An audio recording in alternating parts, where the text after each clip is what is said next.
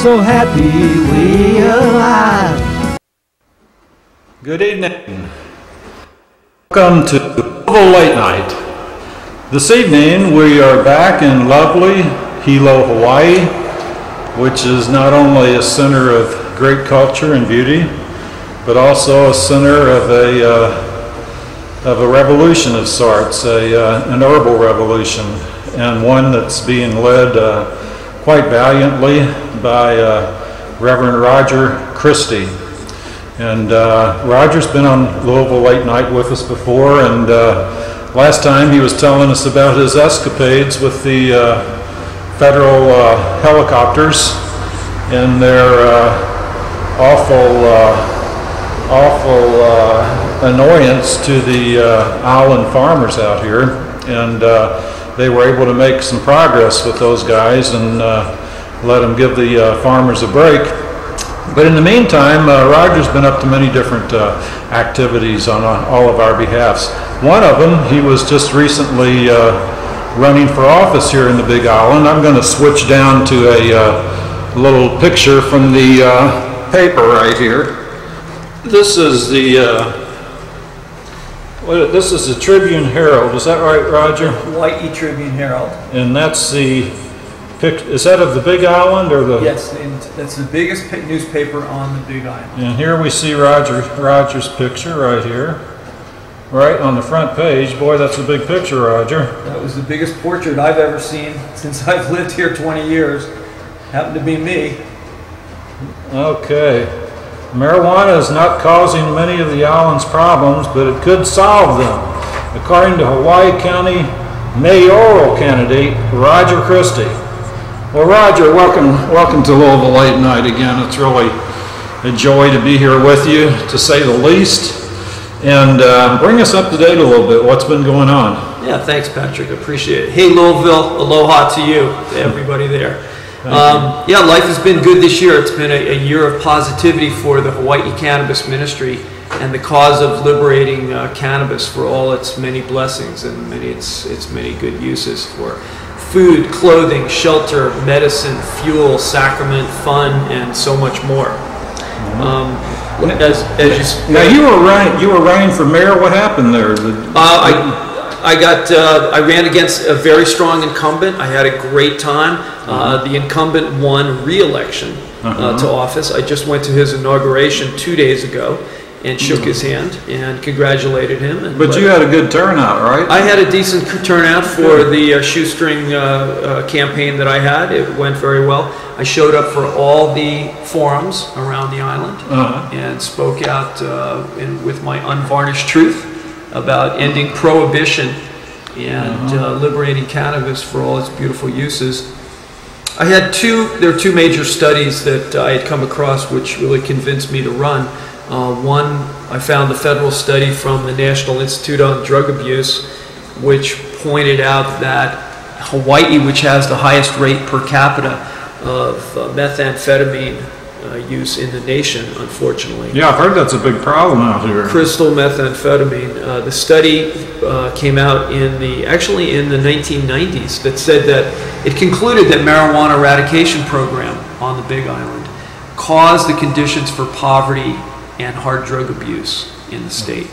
And I know that to be true, but here was a federal study that was a landmark of its kind. And it proved the point. And then interestingly enough, after the study came out to prove the point that the government was causing the methamphetamine epidemic, the National Institute on Drug Abuse erased the study from their website. No kidding. So very intellectually dishonest, to say the least. And showing once again that we're facing a prejudice. The prohibition of cannabis is not a logic, it's not a reason, it's a prejudice, and it's deep-seated. And here's another glaring example.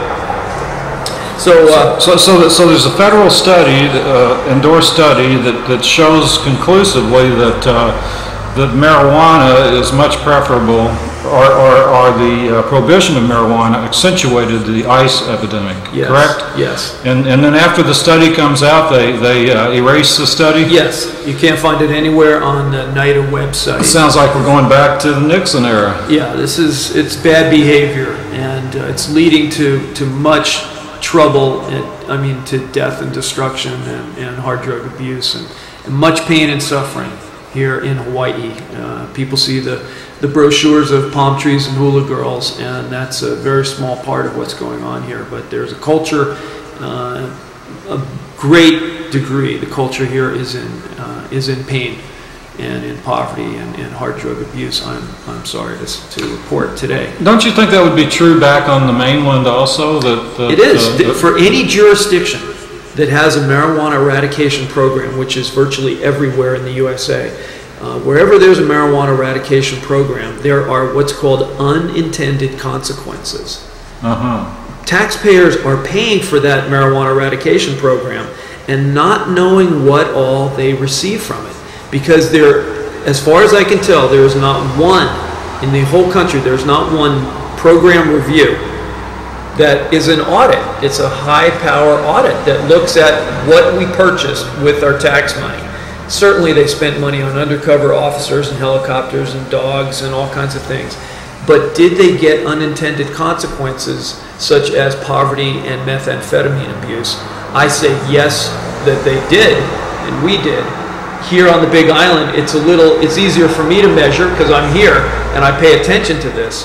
But my claim is that on the mainland, in every jurisdiction, in Louisville, wherever you're watching this program, that it's likely that your jurisdiction is suffering poverty and hard drug abuse because of the lack of cannabis in the culture. So, I mean, my contention is that the police, the law enforcement here, lawmakers and law enforcers, have actually caused more crime than they solved. Oh, wow. You cut that off for a second? Hey, John.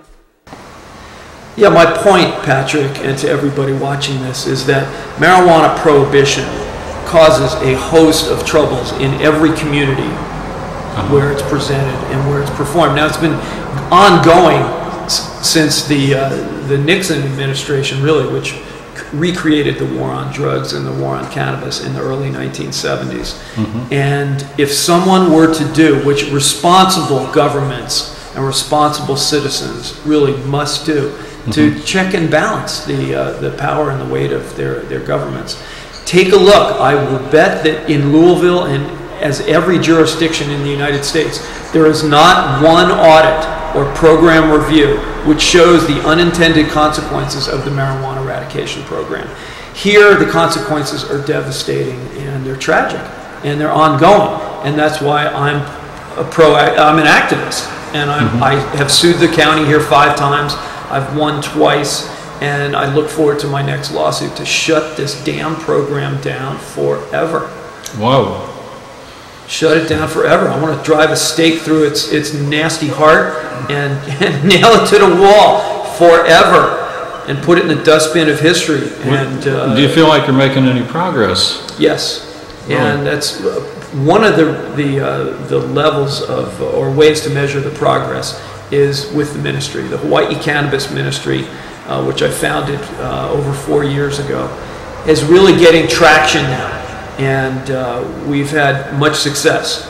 The idea is to create a religious defense to prosecution for myself and for everyone that use cannabis religiously. And this is even for people back in Louisville, Kentucky. Absolutely. People in Louisville can contact you through the thhc-ministry.org.